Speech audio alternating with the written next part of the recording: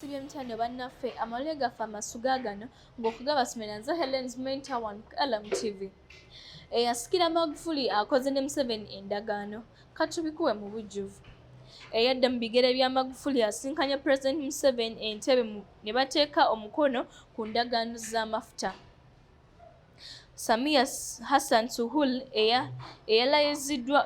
eyalayiziddwa omwezi oguwedde okudda mu bigere bya John Pombe Magufuli omugenzi yeeyaniriziddwa Minisitule w'ensonga z'ebweru Sam Kuteesa oluvannyuma n'atwalibwa mu maka g'obwa Pulezidenti Entebbe okussa omukono ku ndagaano za payipo etambuza amafuta okuva e Hoima mu Uganda okutuuka e Tanga mu Tanzania.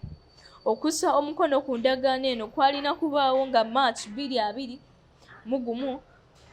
kyokka ne kwongezebwayo oluvannyuma lw'eyali Pulezidenti wa Tanzania John Pombe Magufuli okufa nga March 17. Pulezidenti Museveni yagambye nti okuteeka omukono ku ndagaano eno kyongera okunyweza enkolagana ya Uganda ne Tanzania kubanga okuva edda amawanga gano galudde nga gakolagana bulungi. Payipo za kutambuza amafuta okuva e Hoima mu nnyanja mu Tanzige oba giyite Lake Albert okutuuka e Tanga mu Tanzania era Museveni yagambye nti kisaanye kirage amawanga Africa gonna nti okukolera awamu kikulu nnyo era okukitwala Africa mu maaso.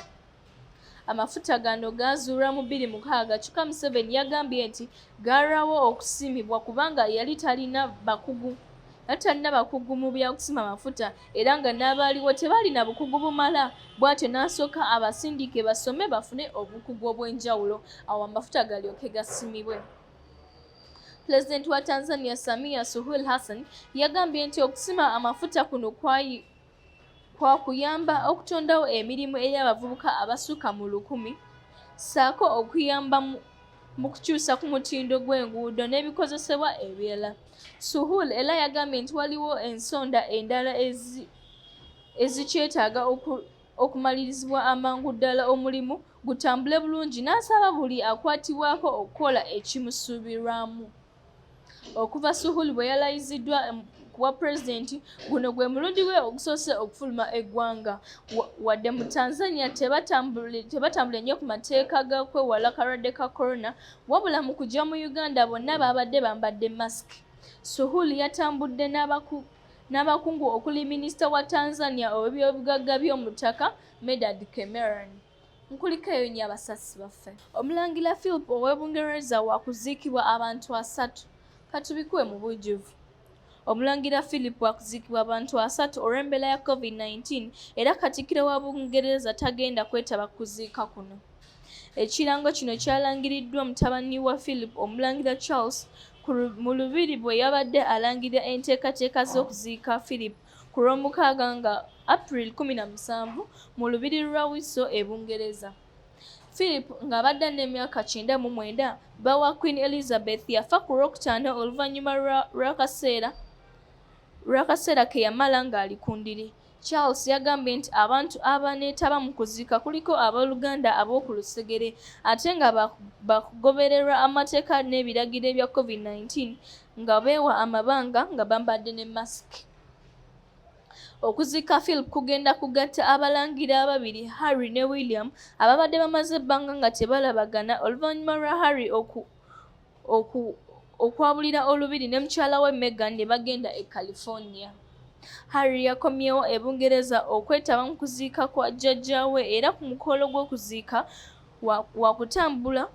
wakutambula awalemeddwa ne William nga bwe kali akalombolombo mu Bungereza. Abasawo baamulabudde obutatambula lugendo luwanvu ng'ate muzito. Katikkiro wa Bungereza Boris Johnson naye tagenda kwetaba mu kuziika ku Lwomukaaga okusobozesa abafamire okwetaba mu kuziika. Wagenda kubaawo akasiriikiriro akanamala eddakiika eziwera okwetooloola Bungereza yonna ng'akabonero akakungubaga mu ggwanga lyonna. Enteekateeka z'abantu bonna okwetaba mu kuziika ssaako okukuba eriiso evvannyuma yategeezeddwa nti tekijja kubaawo era ab'olulyo olulangira basabye ababadde bagula ebimuli eby'okuteeka ku Philip ssente ezo zibayambe zibayambe baziwemu bakateyamba ate nga wateereddwawo n'ekitabo ku mutimbagano abantu kwe bateeka obubaka bwabwe obukungubaga. Yategeeza nti emipiira gyonna mu Bungereza gibadde egy'okuzannyibwa ku ssaawa z'okukiika Omulangira Philip zaakuyimirizibwa oba okusazibwamu obudde ng'akabonero ak'okussaamu Omulangira ono eyafudde ekitiibwa. Wajja kusookawo okusabira Omulangira ono era kwakulembeddwamu Ssaabalabizi wa Canterbury, Justin Welby, ng'omulambo gwakusitulwa abantu 8 nga kuteereddwako ebimuliisaako enkoofiira y'Omulangira baanirizibwe Ssaabalabirizi n'omu ku bakulira olutikko. Kyokka bano tebaabalibwa mu bantu 3 ab'okuziika. Mpuliko ennyo abasasi baffe.